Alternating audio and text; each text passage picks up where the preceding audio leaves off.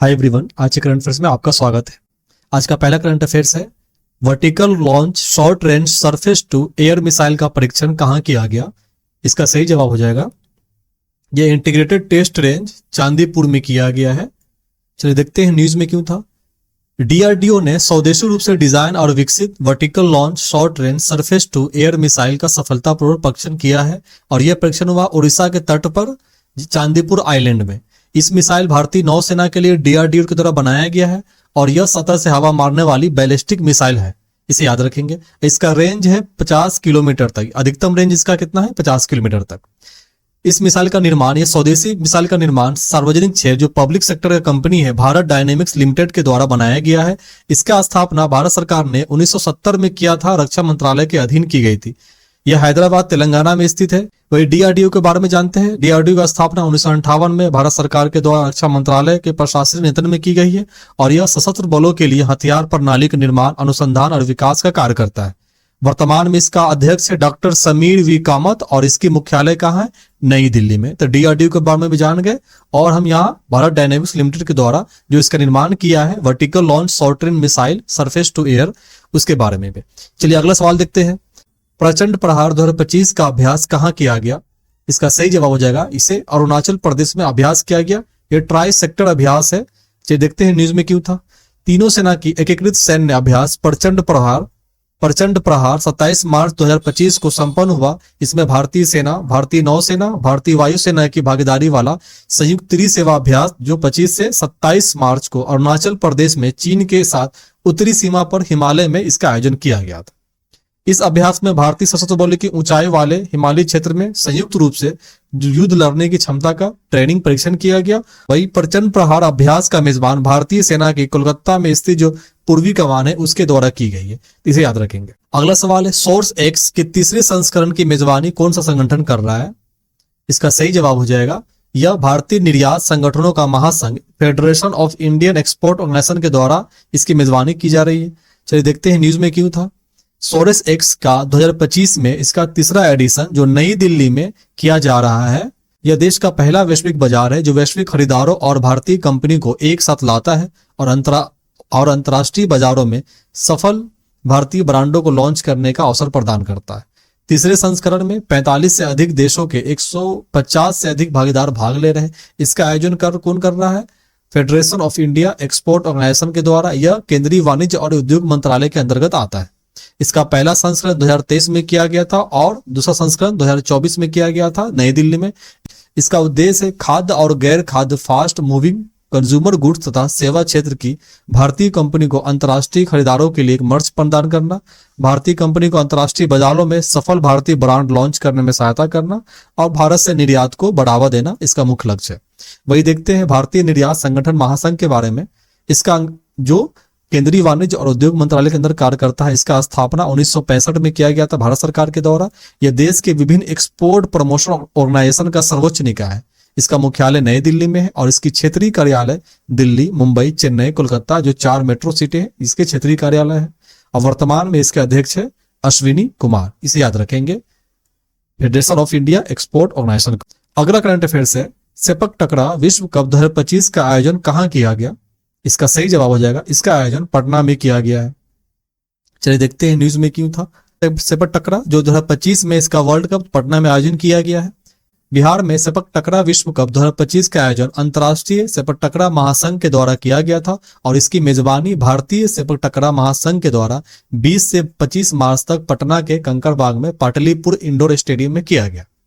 Bihar sepak takraw विश्व cup 2025 में Asia, Oceania, Europe, दक्षिण अमेरिका और उत्तरी अमेरिका के 21 टीम भाग लिए थे और भारतीय पुरुष रेगू टीम ने जापान को फाइनल में हराकर भारत पहली बार स्वर्ण पदक जीता है। ये सेपक टकरा विश्व कप में ये भारत का पहला जो है गोल्ड मेडल है। भारत ने इस विश्व कप में 7 पदक जीते हैं जिसमें से 1 है गोल्ड, 1 है रजत और 5 है कांस्य ब्रॉन्ज मेडल। टोटल 7 मेडल जीते हैं। भारत का पदक तालिका में चौथे स्थान पर आया है, जबकि थाईलैंड जो है 4 पदकों के साथ वो सबसे शीर्ष स्थान पर रहा है, सबसे टॉप पे रहा है थाईलैंड और भारत का स्थान है चौथे स्थान पर। वही देखते हैं सेपक टकरा और सेपक टकरा फेडरेशन ऑफ इंडिया के बारे में जानते हैं। ये किस तरह का खेल है और इसकी शुरुआत कैसे हुई। सेपक टकरा एक पारंपरिक मलेशियाई खेल है और इसे दक्षिण पूर्वी एशियाई देशों में बहुत लोकप्रिय रूप से खेला जाता है। यह खेल फुटबॉल और वॉलीबॉल का मिश्रण के तौर पे खेलता है। भारत में इसे किक वॉलीबॉल के नाम से भी जानते हैं। जैसे वॉलीबॉल हाथ से खेला जाता है ना, और फुटबॉल पांव से, तो यहाँ पे क्या है, ये हाथ से ना खेल करके वॉलीबॉल की तरफ, पांव से वॉलीबॉल की तरफ खेलना, इसलिए इसको किक वॉलीबॉल करते हैं, क्योंकि किक मारते हैं मतलब पैरों से किक मारते हैं। भारत में सेपक टकरा की शुरुआत 1980 के दशक में महाराष्ट्र में हुआ था और भारतीय सेपक टकरा फेडरेशन की स्थापना 1982 में दिल्ली एशियाई खेलों के पूर्व संध्या पर की गई थी। यह सेपक टकरा जो है फेडरेशन, ये महासंघ देश के नियामक संस्था के रूप में है और इसकी मुख्यालय है नई दिल्ली में। वही देखते हैं इंटरनेशनल सेपक टकरा फेडरेशन के बारे में। इसकी स्थापना भी 1982 में की गई थी। यह विश्व नियामक संस्था है और इसका मुख्यालय है बैंकॉक, थाईलैंड में। इसे याद रखेंगे। अगला सवाल है, कौन सा दक्षिण पूर्वी एशियाई देश 2025 में ब्रिक्स का पूर्ण सदस्य देश बना है? इसका सही जवाब हो जाएगा, यह इंडोनेशिया है जो ब्रिक्स का पूर्ण सदस्य बना है। यह दक्षिण पूर्वी एशिया का प्रथम देश है और ब्रिक्स सदस्यों का 10वां देश के रूप में बना है। न्यूज में है कि न्यू डेवलपमेंट बैंक में इंडोनेशिया ने शामिल होने पर सहमति जताई है। यह न्यू डेवलपमेंट बैंक ब्राजील, रूस, भारत, चीन और दक्षिण अफ्रीका के द्वारा स्थापित एक बहुपक्षीय विकास बैंक है और इसकी स्थापना औपचारिक रूप से 2015 में की गई थी और इंडोनेशिया न्यू डेवलपमेंट बैंक सदस्य बनने वाला यह 9वां देश बन गया। इसे याद रखेंगे। यह ब्रिक्स का कौन सा 10वां देश बना और न्यू डेवलपमेंट बैंक का सदस्य देश 9वां बना है। इसका मुख्यालय शंघाई, चीन में है। इंडोनेशिया 6 जनवरी 2025 को ब्रिक्स के पूर्ण सदस्यता प्राप्त कर लिया है और ये न्यू डेवलपमेंट बैंक के अध्यक्ष वर्तमान में है डिल्मा वाना रूसेफ, ये है इनके अध्यक्ष और ये इंडोनेशिया के हैं राष्ट्रपति, जो नाम है प्रबोवो सुबियांटो। इसे याद रखेंगे। इंडोनेशिया ब्रिक्स का 10वां देश बना है और दक्षिण पूर्व एशिया का पहला देश भी है। इस बात को याद रखेंगे। अगला सवाल है, भारत में पहला वर्टिकल लिफ्ट रेलवे ब्रिज का नाम क्या है? मतलब वर्टिकल लिफ्ट जो वर्टिकल रूप से लिफ्ट हो जाता है, रेलवे ब्रिज कहाँ है? इसका नाम क्या है? इसका सही जवाब हो जाएगा, इसका नाम है पंबम ब्रिज, जो तमिलनाडु में है। चलिए देखते हैं न्यूज में क्यों है। न्यूज में है कि 111 साल पुराना पंबम ब्रिज की जगह अब प्रधानमंत्री इसे 6 अप्रैल को भारत के पहले वर्टिकल लिफ्ट ब्रिज के रूप में उद्घाटन करेंगे। जो पहले 100 साल पुराना था वो वर्टिकल नहीं था, लेकिन अब इसे वर्टिकल रूप से निर्माण किया गया। ये 531 करोड़ की लागत से निर्मित नया पुल भारतीय समुद्री सुरक्षा और तमिलनाडु के रामेश्वर तक रेल संपर्क को बढ़ावा देगा। जो पुराना ब्रिज था पंबम ब्रिज, इसका निर्माण 1914 में किया गया था, जो 2.5 वर्षों में पूरा हुआ है। वही पुराना बम्बम ब्रिज का निर्माण कौन किया था? मद्रास रेलवे के तहत, जो ब्रिटिश भारत के अंतर्गत आता था। ये किसे कनेक्ट करता है? ये मंडपम मुख्य भूमि से रामेश्वर पंबम द्वीप आइलैंड को ये जोड़ने वाला ये ब्रिज है। इसका निर्माण जो नया निर्माण किया है रेलवे विकास निगम लिमिटेड के द्वारा इसका निर्माण हुआ है, वो वर्टिकल लिफ्ट रेलवे ब्रिज का। वर्टिकल लिफ्ट स्पैन जो 72 मीटर ऊंचाई है, भारत में पहली बार जहाज के सुचारू आवाजाही के लिए स्वचालित होगा। इसकी कुल लंबाई है 2.2 किलोमीटर। इस बात को याद रखेंगे, ब्रिज का कुल लंबाई है 2.2 किलोमीटर। तो यह पहले इसे मैनुअल रूप से इसे ब्रिज को खोला और बंद किया जाता था, लेकिन अब इससे ऑटोमेटिक रूप से ये लिफ्ट किया जा सकता है ब्रिज को। वही देखते हैं बांद्रा वर्ली सी लिंक है, ये भारत का पहला और एकमात्र समुद्री ब्रिज है। 2010 में इसका निर्माण बनकर तैयार हुआ था। इस बात को याद रखेंगे, बांद्रा वर्ली सी लिंक।